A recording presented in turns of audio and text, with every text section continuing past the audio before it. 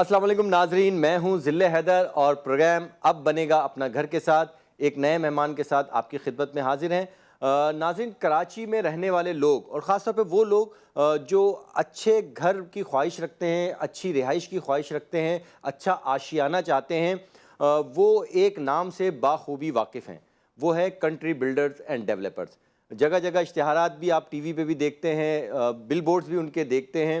आज हमारे मेहमान भी कंट्री क्लब के सीईओ हैं, सुफियान आडिया साहब, वो हमारे साथ मौजूद हैं। कैसे हैं सुफियान आडिया साहब? बहुत शुक्रिया जज़ील भाई, अल्हम्दुलिल्लाह। नाज़रीन, सुफियान साहब हमारे साथ मौजूद हैं, इनसे बहुत सारे सवाल करेंगे, लेकिन एक छोटी सी रिपोर्ट देखते हैं कि आखिर कंट्री बिल्डर्स के जो प्रोजेक्ट इतने कामयाब होते हैं उसकी वजह क्या है। तो देखते हैं एक छोटी सी रिपोर्ट। आइडियल अपार्टमेंट है अब्बू। मेरे दोस्त ने भी पता नहीं कहाँ दूर लेकर जाओगे।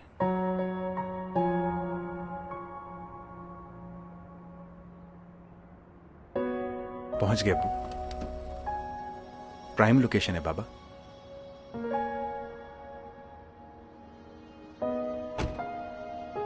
ऐसे प्रोजेक्ट्स पूरे कहाँ होते हैं? बहुत ही ट्रस्टवर्दी बिल्डर्स हैं अब्बू। पिछले सारे प्रोजेक्ट्स टाइम पे डिलीवर किए हैं इन्होंने, और इसकी कंस्ट्रक्शन भी शुरू हो चुकी है।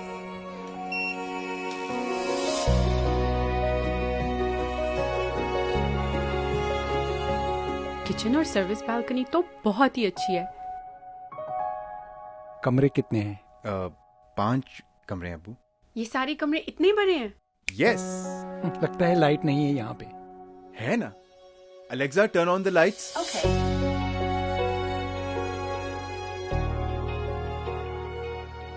बताया था ना अब्बू, स्मार्ट अपार्टमेंट है। अप्लायंसेस, सिक्योरिटी, सब कुछ। अब ऐसा प्रोजेक्ट पूरे स्कीम 33 में नहीं है। कंट्री बिल्डर्स एंड डेवलपर्स पेश करते हैं कंट्री रेजिडेंसेस, 4 और 5 कमरों के super smart luxury apartments scheme 33 की प्राइम लोकेशन पर। For booking and details call now 021 111 555 555। नाज़रीन, रिपोर्ट आपने देखी, यकीनन आपको पसंद आई होगी और आपका भी दिल चाह रहा होगा कि आप भी ऐसे ही प्रोजेक्ट में घर लें। तो आडिया साहब के पास आते हैं। सुफियान साहब, ये बताएं कि जो इश्तिहार आपने बनाया है और जगह जगह चल भी रहा है, इसमें बड़ी एक स्टोरी है इस इश्तिहार के अंदर कि मियाँ बीवी घर लेना चाहते हैं, वो अपने वालिद को भी लेकर आ रहे हैं। वालिद पहले तो मना करते हैं और जगह जगह स्टेप पे वो कोशिश करते हैं कि उनकी फैमिली वापस चली जाए, लेकिन फिर जब वो लग्जरीज देखते हैं, ये जहन में कॉन्सेप्ट किसका है ये? ज़िल भाई, असल में हम बैठे थे हमारी मार्केटिंग टीम के साथ, वो एक नॉर्मल जो एक ऐड बनता है उस थीम पे वो काम कर रहे थे। तो हमने कहा कोई नई चीज़ को इस दफ़ा करें और लोगों को उस अपने ऐड में सवालात जितने लोगों के जहन में होते हैं ना, जो एक हर बायर, हर कस्टमर के जहन में होता है जो भी इन्वेस्टमेंट के लिए जाता है, तो हमने कहा उनके सवालात के जवाब दे देते हैं यहीं पे, तो ताकि उनको पहले से क्लैरिटी हो कि क्या है। क्योंकि हमने कोई चीट या फ्रॉड तो करना नहीं है और डिलीवर करने वाली चीज़ काम करना है प्रोजेक्ट को। तो सबसे पहले तो लोगों का ये कॉन्सेप्ट होता है कि यार ये होगा, दूर होगा, शहर से काफ़ी बाहर होगी जगह। तो हमने लोगों को बताया कि स्कीम 33 के ये मेन सेंटर में है, जो अल अज़हर गार्डन है उसके साथ ही है, मुत्तसिल है। और फिर जो प्रोजेक्ट कौन बिल्डर है, सबसे बड़ा सवाल ये होता है कि बिल्डिंग बनेगी, डिलीवर होगी, नहीं होगी। लोगों का बहुत सारा ये, ऐसा नहीं हमारी बड़ी हार्ड अर्न बनी होती है ना, बड़ी मेहनत से कमाए लोगों के पैसे होते हैं, ऐसी नहीं पैसे ही डूब जाएँ, कल बिल्डर बिल्डिंग ना बनाए, गायब हो जाए, फिर प्रोजेक्ट रुल रहे होते हैं। तो उसके हवाले से बैक ट्रैक दिया हमने अपना, लोगों को बताया कि हम कौन लोग हैं।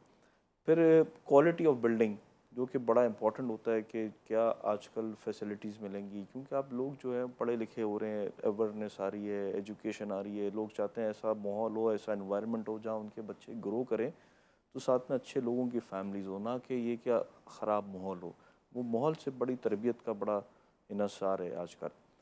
तो उस हवाले से हमने ज़िक्र किया। फिर हमने बताया जो हम पूरा जो इस वक्त लेटेस्ट होम ऑटोमेशन सिस्टम है, हम वो पूरा फ्री ऑफ कॉस्ट दे रहे हैं लोगों को। हर अपार्टमेंट में स्मार्ट डोर लॉक सिस्टम दे रहे हैं कि जो फेस रिकग्निशन है, आपका थंब इम्प्रेशन है, आपका कार्ड है, या कीपैड के थ्रू या मोबाइल एप्लीकेशन के थ्रू भी पूरा घर भी ऑपरेट हो सकता है, इवन आपका डोर लॉक भी हो सकता है। और ये बड़ा सेफ़ है, हमने इसको बड़ा यूज़ भी किया। हम क्लिफ्टन के तो ऑलरेडी प्रोजेक्ट्स में पिछले 5 साल से ये दे रहे हैं।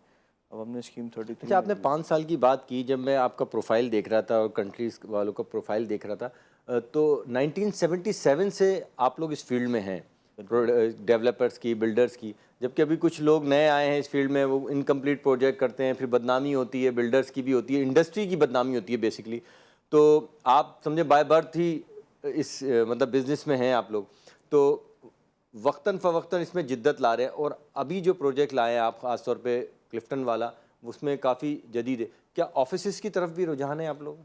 जी बिल्कुल ज़िल भाई, हम ऑफिस टावर भी बना रहे हैं हाई एंड, और कॉरपोरेट ऑफिस टावर भी बना रहे हैं, जिसके अंदर बड़ी मल्टीनेशनल कंपनीज ने हमसे ऑलरेडी लिए हुए हैं ऑफिस टावर्स। ये कहाँ, इसकी लोकेशन कहाँ पर है? ये एक डॉल्मेन मॉल के सामने है, क्लिफ्टन क्लिफ्टन। ब्लॉक 4 पे। एक हमारा बोट बेसन पे है, जो कि डेल फ्री और जितने रेस्टोरेंट्स हैं वहाँ पे सारे उस एरिया में भी है।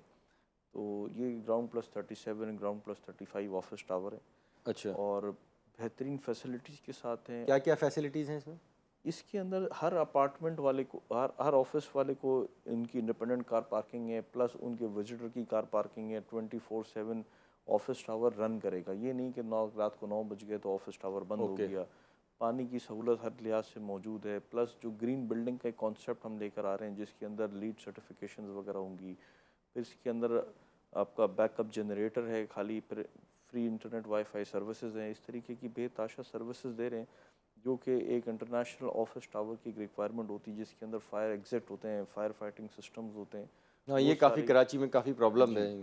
तो उसके ऊपर बड़ा हमने इन्हिसार किया हुआ है कि वो हम फैसिलिटीज़ दें, स्प्रिंकलर सिस्टम हो, स्मोक डिटेक्टर्स हो, और उन चीज़ों को उनके ऑफिस वालों को भी कहा है कि आप उसको वो मेंटेन भी करें, और उसकी मेंटेनेंस भी हमने कहा है कि हम खुद अपने पास ही रखेंगे। ये मेरा ख्याल है अहम है, क्योंकि अक्सर ऐसा होता है कि बिल्डर जो है वो अच्छा प्रोजेक्ट लाता है और फिर डिलीवर करके चला जाता है, लेकिन बाद में जो यूनियन आती है वो उसको तबाह कर देती है। बिल्कुल, वो अपने सेल्फ इंटरेस्ट के एक दो लोग होते हैं जिनको अपनी लालच होती है, वो अपने पैसों की वजह से या जो भी वजह से या कॉस्ट कटिंग की वजह से चीज़ें ख़राब करते हैं।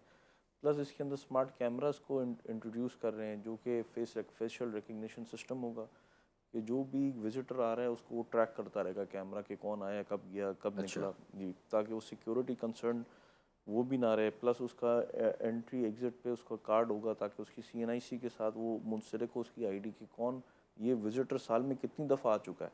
अच्छा, इसका पूरा डेटा होगा डेटा आपको? रखना है हमने, ठीक है। ताकि अगर ये कोरियर सर्विस वाला आया था तो कब आया था, किस ऑफिस में गया था, क्यों गया था, कब आया, कब निकला, पूरा एक बैक ट्रैक चलता रहेगा साथ साथ। तो आजकल ये जितनी इन्फॉर्मेशन है ना, तो उससे क्राइम रेट और चीज़ें कम होती हैं। लोगों को जब पता हो कि ये सिक्योर बिल्डिंग है, तो लोग अपनी सरमायाकारी भी कर सकते हैं, लोग फ्री रह सकते हैं। और आजकल आपको पता है कि फीमेल्स का भी, औरतों का भी बहुत ज़्यादा रुझान है। IT कंपनीज और इस तरह की जो कंपनीज आ रही है ना, उनको सेफ़ एंड सिक्योर एनवायरनमेंट चाहिए। तो उसके लिए हम कोशिश कर रहे हैं कि मैक्सिमम तौर पे अपने एंड पे उन लोगों को यकीन दहानी भी दें, और उनको ये फैसिलिटीज़ भी हम पूरी करके दें। अच्छा, एक चीज़ और देखी गई है ख़ास तौर पे कराची में, कि जहाँ ऑफिसेज़ हैं, अभी हम स्पेशली ऑफिसेज़ की बात कर रहे हैं, रेजिडेंशियल एरिया की बात नहीं कर रहे हैं। वहाँ पे ये होता है कि 9 बजे ऑफिस बंद कर दें, भाई बिल्डिंग में ताला लग गया। अब कुछ बिज़नेस ऐसे हैं जो आप फ़ॉरेन में करते हैं, तो वहाँ पे टाइम डिफरेंस की वजह से यहाँ रात हो रही होती है, वहाँ पे मॉर्निंग होती है, तो उन लोगों को काफ़ी प्रॉब्लम होती है। क्या उनके लिए भी कुछ इस तरह का आपने स्पेस रखा है? बिल्कुल, हमारी बिल्डिंग रनिंग 24/7 होगी।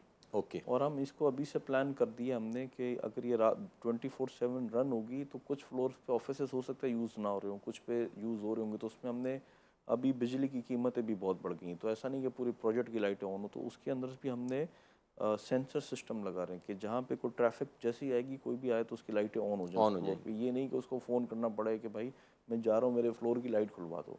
जब जाना है, जिसको जाना है वो जा सकते हैं, सिक्योर करके इसको रखेंगे 24/7 है। सोलर वगैरह का सिस्टम भी रखा है?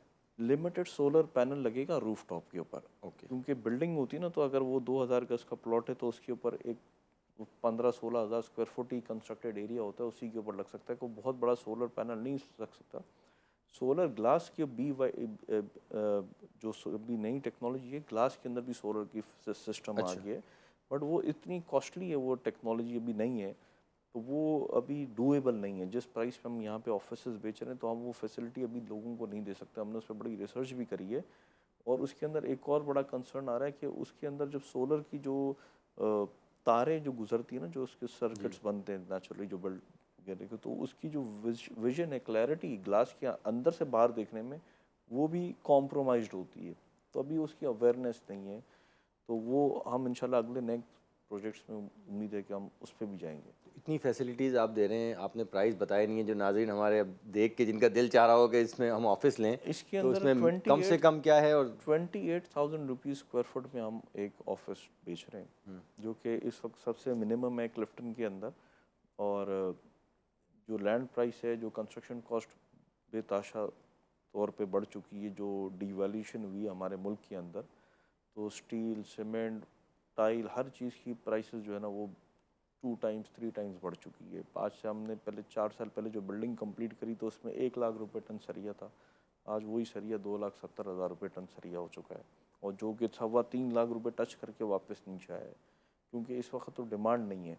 इकॉनमी इतनी बुरी है कि अब जब हम देखते हैं कि जैसे ये इकॉनमी हालात अगर बेहतर होते हैं इंशाल्लाह, पाकिस्तान के जो हमेशा होंगे इंशाल्लाह, तो अगेन ये प्राइसेस बहुत तेज़ी से ऊपर चले जाएंगे। अच्छा, ये पहला प्रोजेक्ट कर रहे हैं आप ऑफिसेस के हवाले से, या इससे पहले भी कोई ऑफिसेस का कोई प्रोजेक्ट लाए हैं आप? हमने अभी तक 2 ही प्रोजेक्ट किए, इससे पहले हमने ऑफिस के प्रोजेक्ट नहीं किए। पाकिस्तान के अंदर बहुत लिमिटेड डिमांड हमेशा रही है ऑफिस के अंदर। लोगों ने हमेशा मिसयूज़ किया है अपनी प्रॉपर्टी को, वो अपने घरों के अंदर खोल लिया घर में ऊपर कमरा बना लिया है, कोई उसमें या शॉप में खोल कोई लिया। रेजिडेंशियल घर ले लिया किराए पे, उसमें ऑफिस शिफ्ट कर लिया है। अब आहिस्ता आहिस्ता ये कॉन्सेप्ट आ रहा है कि नहीं, एक प्रॉपर ऑफिस बिल्डिंग होनी चाहिए। प्लस न्यू चाली और IH चंडीगढ़ रोड पे इतना कंजेशन हो गया है कि वहाँ पे पार्किंग नहीं मिलती, ना विजिटर को पार्किंग मिलती है, तो वो फैसिलिटीज़ नहीं है। जो यंग जनरेशन आ रही है तो वो अब पहले तो अपने घर को संवारती थी, अब अपने ऑफिस वर्क प्लेस को भी बेहतर से बेहतर करना चाहती है। नाज़रीन, एक छोटे से ब्रेक का वक्त हुआ है, कमर्शियल ब्रेक की तरफ जाते हैं। ऐसा नहीं है कि आज हम ऑफिसेज़ की बात करने आए, वो तो बात से बात निकली, और क्योंकि सुफियान साहब इतना बेहतरीन ऑफिसेज़ का प्रोजेक्ट ला रहे हैं कि वो हम सवालात करते गए और वो जवाबात देते गए। एक छोटा सा कमर्शियल ब्रेक लेते हैं, ब्रेक के बाद आएंगे और फिर हम उनसे फ्लैट्स के बारे में बात करेंगे। तो लेते हैं एक छोटा सा कमर्शियल ब्रेक।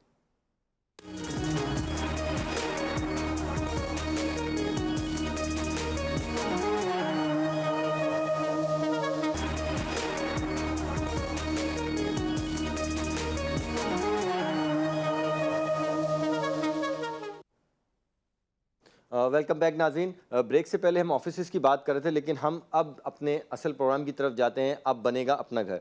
सुफियान साहब, ये बताएं कि महंगाई का दौर है, आपसे ज़्यादा कौन जानता है, बिजनेसमैन इसके ज़्यादा उसमें आया हुआ है सर्कल में। एक अपना घर छोटा सा हमने अगर बनाना है कम कीमत में, तो हमें कौन सा इलाका सूट करेगा और हमें कौन सी जगह और क्या क्या फैसिलिटीज़ देखनी चाहिए? जिल भाई, इस वक्त जो सबसे जो कम कीमत में जो इलाका और जो शहर से सबसे ज़्यादा करीब कनेक्टिविटी के अंदर लिहाज से हम देखते हैं ना, तो वो स्कीम 33 है। ओके। मैं यहाँ व्यूअर्स को आपके पहले ये बताऊं कि ये नहीं कि मेरा प्रोजेक्ट स्कीम 33 में है तो मैं उस वजह से कह रहा हूँ, ऐसा नहीं है। सुरजानी टाउन का भी एक इलाका है जो कि लो कॉस्ट है, मगर सुरजानी टाउन बहुत ज़्यादा दूर है, और जो ट्रैफिक कंजेशन है ना, उसकी एक्सेस हर जगह से नहीं है। वो एक ही न्यू कराची वाला जो रोड है ना, उसी से है। ओके। मेनली जो स्कीम 33 वाला रोड है ना, जो इलाका है, उसकी कनेक्टिविटी बहुत ईजी है। आप अगर देखें तो आप अगले 10 मिनट में शारा फैसल पहुंच सकते हैं। आपके एयरपोर्ट की कनेक्टिविटी बहुत नज़दीक है। दूसरा, स्कीम 33 हमेशा सिक्योर्ड एरिया ही रहेगा अब, क्योंकि मलीर का जो इलाका है, जो कैंटोनमेंट एरिया है, वो बिल्कुल ऑलमोस्ट साथ ही जुड़ा हुआ है। बिल्कुल ऐसा ही है। तो वो इलाके में क्राइम तो हो सकता है छोटा मोटा, मगर कोई बहुत ज़्यादा थ्रेटफुल इलाका खुदा न खास्ता वो नहीं है। तो एक सिक्योरिटी और एक्सेसिबिलिटी बड़ा इंपॉर्टेंट है शहर से। अब एक इलाका, अब लोग कम्यूटिंग टाइम को बड़ा इंपॉर्टेंट है, प्लस जो पेट्रोल और चीज़ें महंगी हो रही है ना, तो लोग अपने देखते हैं कि हमारा फ्यूल कॉस्ट कितनी है, एनर्जी कॉस्ट हर आदमी कैलकुलेट करता है कि मैं कितनी देर में पहुंच सकता हूं और कब पहुंच सकता हूं। जिस तरीके से एक जो ग्रीन लाइन बस सिस्टम जो आया है, इसी तरीके से ये एक रेड लाइन बस सिस्टम जो है वो सिंध गवर्नमेंट उस पर बड़ी तेज़ी से काम कर रही है। बीच में स्लो था, वापस से तेज़ हो रही है, वो सफूरा चौरंगी तक आ रहा है। हाँ, पब्लिक ट्रांसपोर्ट की काफ़ी फैसिलिटीज़ है। और फिर अगर एयरपोर्ट से देखें ना, तो मलीर कैंट से आगे होते हुए जिना एवेन्यू वाले रोड पे भी होते हुए आ रहा है। तो लिहाजा वो पब्लिक ट्रांसपोर्ट की बहुत अच्छी फैसिलिटी उस एरिया में आ रही है। और इसके अलावा अगर आप देखें जाए तो एयरपोर्ट और जो मेन वर्किंग एरियाज़ हैं उससे बहुत कनेक्टेड है, पर साथ ही सुपर हाईवे भी आ जाता है आपका। तो आप शहर के मुख्तलिफ इलाकों से आप उसको कनेक्ट कर सकते हैं। तो वहाँ पे कितने तक का फ्लैट है और आपके कितने प्रोजेक्ट हैं स्कीम 33 में?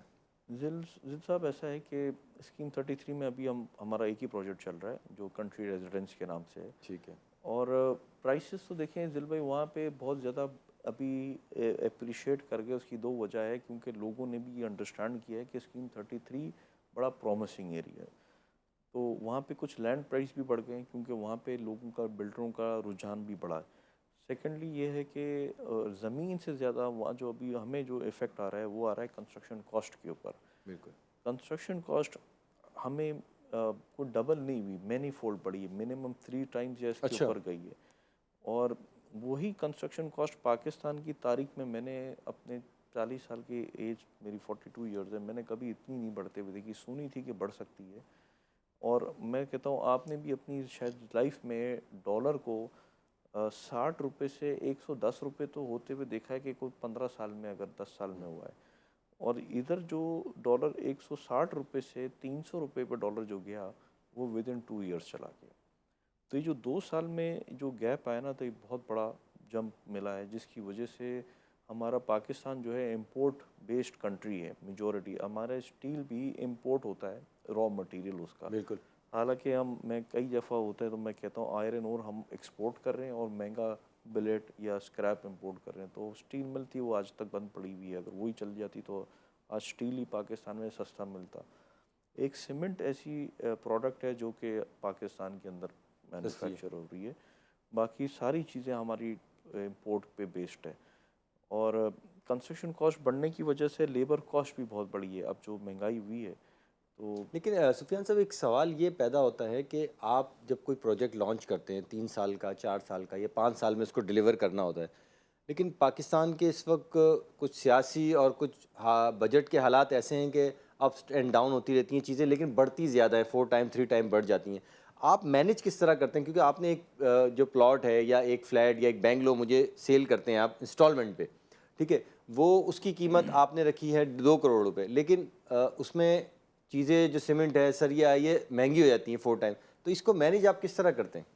दिल साहब, ऐसा है कि इसको मैनेज करने में हमने जो भी स्ट्रेटजी देखी ना, वो एक ही है कि हम अपने प्रोजेक्ट से अपने पैसे विड्रॉ ही नहीं करते। जो पैसे आते हैं हम उससे पहले अपनी बिल्डिंग को बनाते हैं, ताकि हमारा प्रोजेक्ट एक तो डिले ना हो और टाइम लाइन्स पे कंप्लीट हो जाए। सेकेंडली ये कि मिनिमम इम्पैक्ट है हमारी कॉस्ट के ऊपर, ताकि अगर जब जल्द से जल्द जैसे बिल्डिंग बननी शुरू हो जाएगी तो टाइम लाइन है ना, ये महंगाई एक दिन में नहीं आती, 2 साल में आती है। तो कोशिश करते हैं कि जितना स्टील का काम है उसको जल्द से जल्द साल 2 साल में मुकम्मल किया जाए।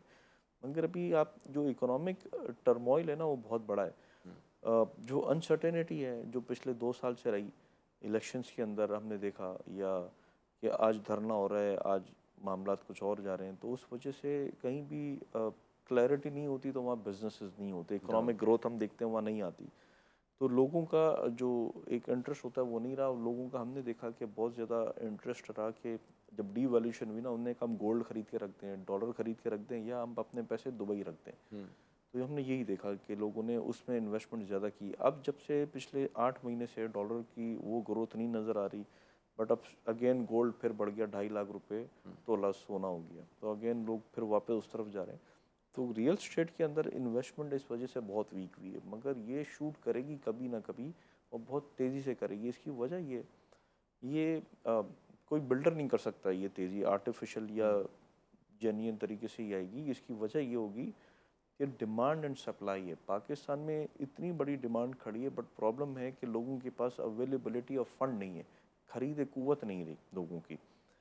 दुनिया भर में हमने इसको स्टडी किया है तो 10% अगर आपके पास पैसे हैं, अगर 1 करोड़ रुपए की मालियत का कोई फ्लैट है और आपके पास 10 लाख 15 लाख रुपए हैं, तो आप उसके मालिक बन सकते हैं। रेस्ट बाकी बैंक्स आपको फाइनेंस कर देता है। पाकिस्तान में ये कॉन्सेप्ट नहीं है।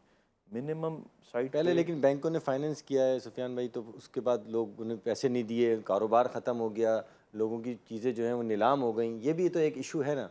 देखिए, इसकी 2 वजूहत हैं जिल भाई कि बहुत मेजॉरिटी में देखें तो ये केस कम है। मेरे लाइफ के एक्सपीरियंस में जो लोगों ने जो लिया है वो डिलीवर कर देते हैं, पैसे देते हैं, क्योंकि जब 1 करोड़ रुपए की मालियत का वो घर लेते हैं तो उसका पेमेंट प्लान 10 साल का होता है।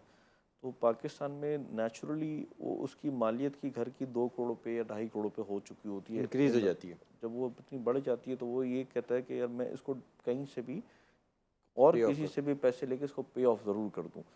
प्रॉपर्टी पाकिस्तान में नीचे नहीं जाती भी हमने बहुत ज़्यादा देखी, क्योंकि एक डिमांड एंड सप्लाई, हमारी आबादी बहुत बड़ी है, मगर प्रॉब्लम ये है कि लोगों की अफोर्डेबिलिटी है। जो पहले 1 लाख रुपए तनख्वाह के दार जो फ्लैट थे ना, जो उनकी इनकम थी, वो भी जाके फ्लैट बुक करा लेता था।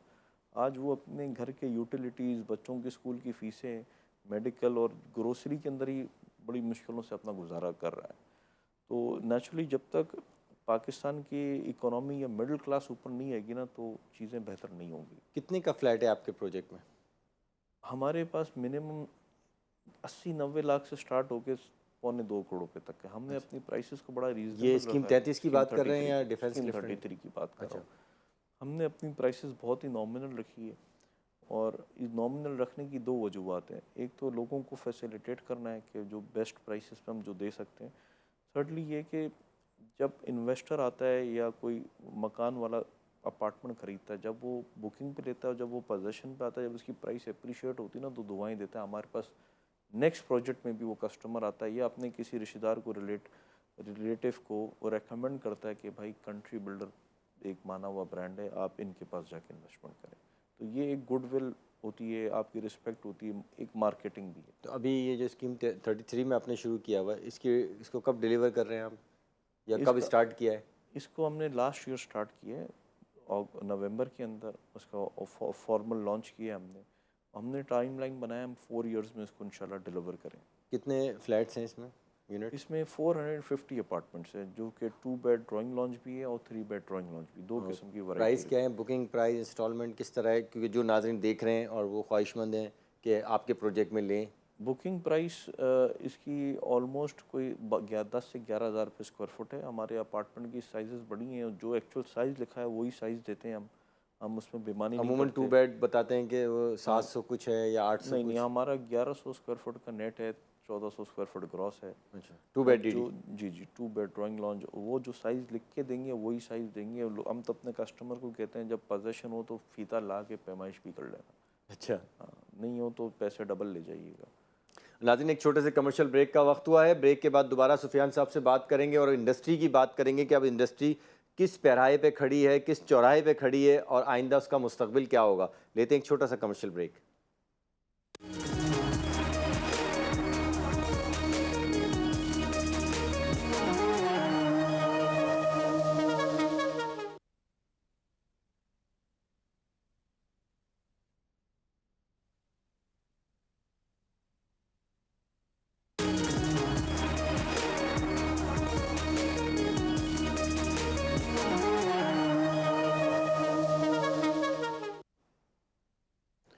सुफियान साहब, ये बताएं कि आबाद जो इदारा है, आप भी उससे वाबस्ता रहे हैं और आपकी अच्छी उसमें बात भी है, कुछ कर रहा है इस इंडस्ट्री के बारे में जो बिल्कुल डाउन जा रही है, लोगों का कारोबार करना मुश्किल हो गया है? एक वक्त था जब नासिर शाह साहब की मिनिस्ट्री भी थी तो नक्शे पास हो रहे थे, आप लोग प्लॉट लेते थे, तामीरात शुरू करते थे, एक कंप्लीट नहीं होता था, दूसरा प्रोजेक्ट स्टार्ट हो जाता था, लेकिन ये चीज़ अब रुक गई है। ज़ाहिर बात है, देखें आपकी जो बिल्डर और डेवलपर की इंडस्ट्री है, इससे 70 से ज़ायद जो छोटी मोटी इंडस्ट्री हैं वो कनेक्टेड हैं, जबकि 200 से ज़ायद जो है वो हिडन इंडस्ट्रीज़ हैं जो आपसे वाबस्ता हैं। जब आप मुतासिर होंगे तो वो लोग भी मुतासिर होंगी, तो क्या वजह है, क्या समझते हैं आप? दिल साहब, बिल्कुल शाह साहब के, नासिर हुसैन शाह साहब के दौर में काफ़ी फ़ास्ट ट्रैक पे काम हुआ है, और मैंने अपनी लाइफ में इतना फ़ास्ट काम अप्रूवल बिल्डिंग प्लान में नहीं देखा। उनकी भी विल थी, सिंध गवर्नमेंट की भी विल थी कि लोगों को फैसिलिटेट करें, जिसमें बिलावल भुट्टो जरदारी साहब का भी बड़ा रोल था। इसी तरीके से सिंध बिल्डिंग कंट्रोल के जितने भी ऑफिसर्स थे, उनकी टीम ने बहुत अच्छा काम किया, और शायद वो आज भी विलिंग होंगे। और कौन से पीरियड की बात कर रहे हैं? ये मैं 2 साल 1.5 साल पहले की बात कर रहा हूँ आपसे, और मैं समझता हूँ कि आज भी विलिंग है। सईद गनी साहब भी इस पे बड़ा विलिंग है, और वो कहते हैं कि हमें कोई भी इशूज़ हैं तो बताएं।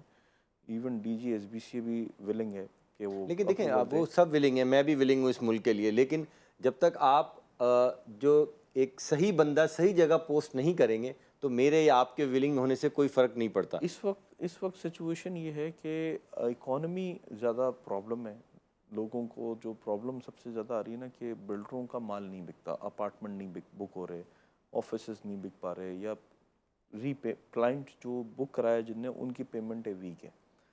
उस वजह से बहुत ज़्यादा खामोशी हुई हुई है। ये इकोनॉमिक एक टर्मोइल है पाकिस्तान के अंदर, जो टैक्स की सूरत में भी बहुत ज़्यादा आया है।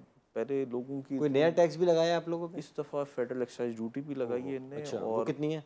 वो 5% लगा दी है। अच्छा, और इसके अलावा जो है वो वैल्यूएशन भी बहुत ज़्यादा ऊपर लेकर जा रहे हैं अब रियल मार्केट वैल्यू के तो आप ऊपर। लोग मैं क्या कर रहे हैं, समझता हूँ बात क्या कि कर रहे हैं? रियल मार्केट वैल्यू के ऑलमोस्ट नज़दीक तरीन आ चुकी है। मैं समझता हूँ इस वक्त मज़ीद बढ़ाना इन गवर्नमेंट के लिए वो फ्रूटफुल नहीं होगा। उनको बेहतर है कि वो जो स्टेक होल्डर्स हैं उनके साथ अगर बैठ जाएं तो बेहतर कोई प्रपोजल निकले। देखिए, आबाद तो एक ऐसी बॉडी है कि जो हुकूमत को रिक्वेस्ट कर सकती है। हमने मुख्तलिफ लेटर्स लिखे हैं, बात भी की है, मगर वो सुनवाई रिक्वेस्ट नहीं करने से है। फ़ायदा हुआ? देखिए, उन वो कहते हैं हमारे पास भी IMF का बहुत ज़्यादा प्रेशर है, और ये कुछ मुश्किल स्टेप्स लेने पड़ेंगे मुल्क को इस करंट से निकालने के लिए। तो ठीक है, अच्छा है, हम मुल्क के साथ खड़े हैं, मगर हम कहते हैं कि कुछ ऐसे भी मामलात रखें कि लोग इन्वेस्टमेंट भी करें। जी करें, डरे ना, हम खौफ में ना दुनिया हो। के लोगों को बोलते हैं कि आप इन्वेस्टमेंट करने, और हमारे लोग जो है वो ख़ुद जाके दुबई में या बाहर के ममालिक में इन्वेस्टमेंट कर रहे हैं।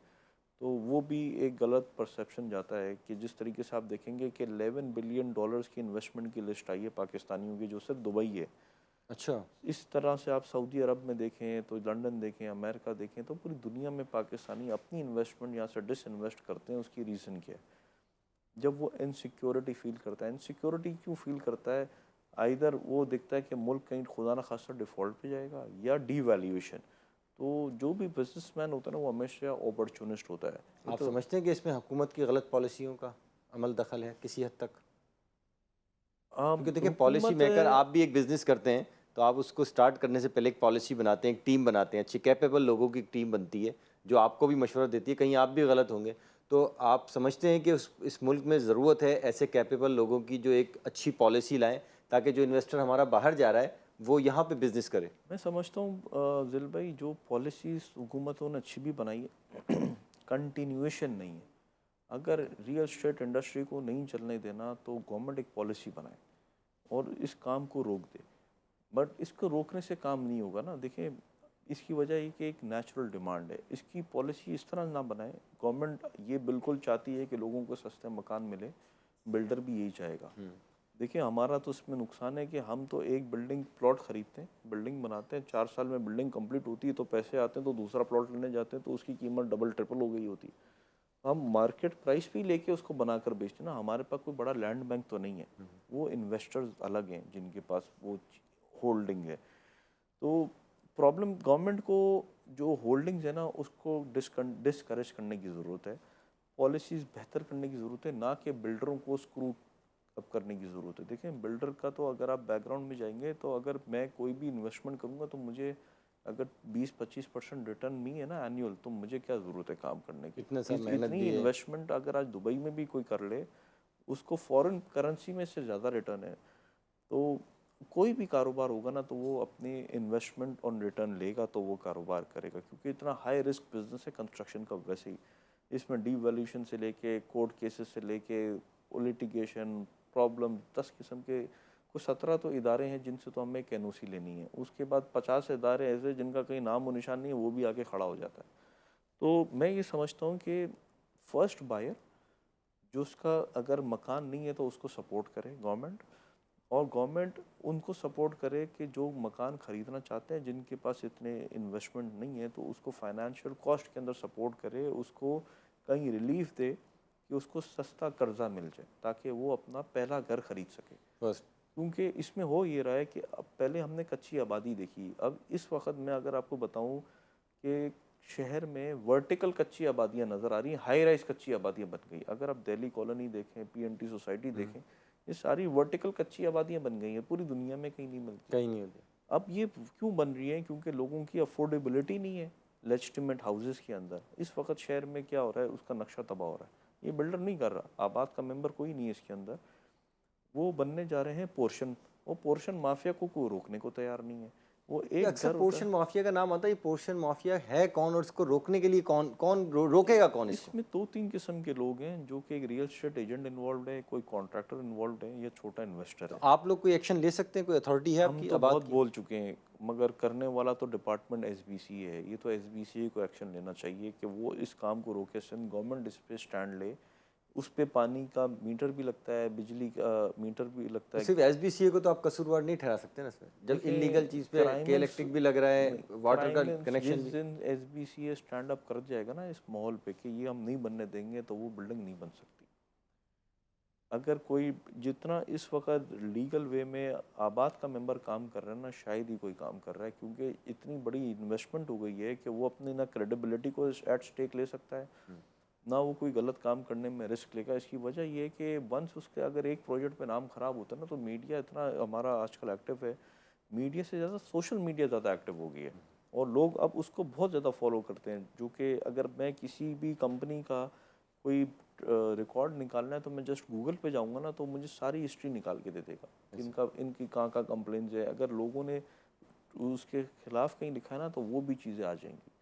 तो लोग अब अवेयरनेस आ गई ना, लोग पढ़े लिखे हो गए हैं। आप गूगल पे जाने में कोई इतनी देर नहीं, अब तो बल्कि व्हाट्सएप भी तो ये आपको। माफिया से या इनसे बचे कैसे? अगर कोई शख्स गरीब आदमी है, उसके पास छोटी सी कम जमा पूंजी है, वो जाता है फ्लैट लेने, घर लेने या बेंगलोर लेने या प्लॉट लेने, वेरिफिकेशन के लिए कोई मशवरा दें हमारे नाजरीन को? देखिए सर, कस्टमर को चाहिए कि एसबीसी में सबसे पहले तो जाके देखें। एसबीसी की वेबसाइट पे जितने भी प्रोजेक्ट्स एसबीसी वाले तो ऊपर ही चढ़ने नहीं देते बगैर अब वेबसाइट पे चले जाए ना, और जिस बिल्डर से लें उसको बोलें भाई आप अपना नक्शा दिखा दें, क्या ये अप्रूवल में है या नहीं है। अगर वो नहीं है तो वो उसको ना लें। लोगों को देखिए जिल भाई अवेयरनेस भी होती है, बट लोगों का प्रॉब्लम ये होता है कि आंखें बंद करके चीज़ लेते हैं और बाद में रोते हैं। बजटिंग का इशू होता है ऑनेस्टली। अगर वो कोई इलीगल कंस्ट्रक्शन हो रही ना, तो वो उसकी प्राइस भी कम आती है ना। अगर वो 1 करोड़ रुपए का है, तो जो लीगल घर है वो 2.25 करोड़ रुपए का, तो लोग बोलते हैं यार ठीक है यार, आधे इतने आधे का पैसे नहीं है, फर्क है। अभी गुजारा कर लो। तो लोग उसमें भी ट्रैप हो जाते हैं, कुछ इनोसेंस में भी ट्रैप हो जाते हैं कि कोई जानने वाला ब्रोकर होता है, वो उस पर ट्रस्ट करते हैं, वो बोलता है नहीं नहीं ले लो। अच्छा, पिछले कुछ टाइम में सिंध गवर्नमेंट का भी बड़ा नरम दिल है इस मामले में, हमने देखा है। वो कभी लोगों को बेघर करने में नहीं रही, तो वो ये भी नहीं करती कि वो किसी के जाके घर तोड़ दे। तो वो, अब हम यही नहीं कहते कि किसी को घर तोड़ो, बल्कि जो कच्ची आबादी में जिनके घर टूटे ना, हमारा आज भी हम उनके साथ हैं, उनके घर बनने चाहिए। लोगों को बेघर नहीं होना चाहिए, बट कोशिश ये करनी चाहिए कि अब उसका माहौल और रोकें कि नए आने वाली इलीगल कंस्ट्रक्शन या पोर्शन और इस तरीके की कच्ची आबादियां ना बने। हमने तो कच्ची आबादी की मिनिस्ट्री भी बना दी है। हमें तो डिस्करेज करना चाहिए। देखें, कच्ची आबादी में तो हमेशा इस पे आप लोगों ने आवाज़ उठाई? कोई आवाज़ ने कोई बयान तो कोई दिया होगा ना कि ये कच्ची आबादी जो इंटरनेशनल स्टडी है ना, पहले तो ये डिफाइन करें, ये कच्ची आबादी बनाने के लिए मिनिस्ट्री बनाई है या कच्ची आबादी तोड़ने के लिए? ये आज तक हमें नहीं पता चला। ये तो आपके मुझे इल्म भी में नहीं समझ में आता कि ये क्यों बनाई है। और जहाँ ज़्यादा होता है तो वो फिर उसको पॉलिटिकल अपना सपोर्ट भी लेना होता है लोगों को, वो उसको अगेंस्ट भी नहीं जा सकते। वोटर तो का उसको इशू है। मजबूरी होती है कि उसको रेगुलराइज भी करना। अच्छा, वो लोग भी इतने गरीब होते हैं कि बनाकर कोई जा रहा होता है, ख़रीद कोई रहा होता है, रह कोई रहा होता है, तो वो उनके साथ सिंपैथी, मैंने कहा ना, सिंध गवर्नमेंट की हमेशा से रही, और जो कि अच्छी बात भी है। मैं ये नहीं कहता उन कच्ची आबादी को ख़त्म करें, लेकिन अगर देखिए अच्छी बात सुफियान साहब उस सूरत में है कि सरकार की ज़मीन पे अगर वो आबादी बने, लेकिन अगर आपके प्लॉट पे या मेरे प्लॉट पे वो जगह बने, तो फिर ये वो सिंपैथी ज्यादती नहीं है होती, लोगों के वो साथ। ज्यादती है। दिल भाई, इसके अंदर जो है ना बड़ा सक्सेसफुल मॉडल है। हमने बड़ा सिंध गवर्नमेंट को इसके 2-3 मॉडल की हमने कहा कि इंडिया में श्रीलंका, बांग्लादेश, रिहैबिलिटेशन ऑफ कच्ची आबादी भी हुई है। जितने कच्ची आबादी के लोग थे ना, अब वो शहरों के बीच में आ गई है। हमने इनफैक्ट डीएचए वालों को, कैंटोनमेंट बोर्ड्स को भी दिया कि आपकी जो जो नीलम कॉलोनी है, वो एक हाई एंड एरिया हो गया है। उस हाई एंड एरिया के अंदर अब साथ में कच्ची आबादी, उसके साथ एक कोई प्ले ग्राउंड है। उस प्ले ग्राउंड को किसी भी एक डेवलपर को बुलाएं, उस पर एक हाई राइज बिल्डिंग बनाएं, वो जितने लोगों के जितने स्क्वायर फुट के घर है ना, उनको वहाँ अकोमोडेट करे, अच्छी फ्री ऑफ कॉस्ट। वो ज़मीन उससे पैसे ना ले, और बाकी वो अपना प्रॉफिट ले, जो दूसरे मकान बेच के अपना प्रॉफिट भी ले ले और बिल्डिंग की कॉस्ट भी निकाल ले। तो इस शहर की कच्ची आबादियाँ ख़त्म हो सकती हैं। हमने इनमें आबाद ने एक बड़ा अच्छा प्रोपोजल दिया था कि इनको इंश्योरेंस गारंटी भी देते हैं, इनको हेल्थ इंश्योरेंस भी देते हैं, इनको एजुकेशन भी करवा रिस्पॉन्स देते क्या आया? विल वेटिंग नहीं वेट एंड सी। हैं। विल नहीं है। जो डिसीजन लेने पड़ेंगे। अच्छा, गवर्नमेंट के पास इतने रोज़ के इतने प्रॉब्लम्स हैं, एक चीज़ ख़त्म नहीं होती तो दूसरी चीज़ खड़ी हो जाती है। बट अल्टीमेटली हमें ये करना चाहिए। जो बड़ा सक्सेसफुल मॉडल है, ये 3 मुल्क हमारे साथ हैं जो ये कर रहे हैं, पाकिस्तान में ये नहीं और हो कर रहा। चुके हैं, अब तरक्की याफ्ता मुल्कों की दौड़ में वो शामिल हैं। बिल्कुल। और हम जो हैं वो स्टिल जो है हम पीछे हैं। वर्स्ट से वर्स्ट जा रहे हैं। हमने देखा जो कराची शहर की जो तबाही जो हो रही है, अभी हम हमेशा पिछले 10 सालों में पीछे गए, हम आगे नहीं आए। ये एक बड़ा इस शहर का अलमिया है कि किसी ने ओन नहीं किया। इस वक्त सिंध गवर्नमेंट के पास बड़ा अच्छा टाइम है कि मेयरशिप भी इनकी है, सिंध गवर्नमेंट भी इनकी है, सीएम भी इनके हैं। जब तक भी है। तो आज परफॉर्म करना चाहिए, आज तो ओनरशिप लेनी चाहिए, कराची को डेवलप भी करना चाहिए। एसबीसीए से लोगों को बहुत शिकायत है, नक्शे पास नहीं हो रहे, फाइलें गुम हो जाती हैं, पैसे के बगैर कोई भी काम नहीं होता। इवन आप अपनी वेरिफिकेशन के लिए भी जाएं। आप लोग क्योंकि एक बड़े बिजनेसमैन हैं, आप लोगों के काम में भी यही मुश्किलात हैं या आप लोगों का काम कुछ दे दिला के हो जाता है? बगैर पैसे के तो इस मुल्क में कोई चपड़ासी भी सलाम नहीं करता।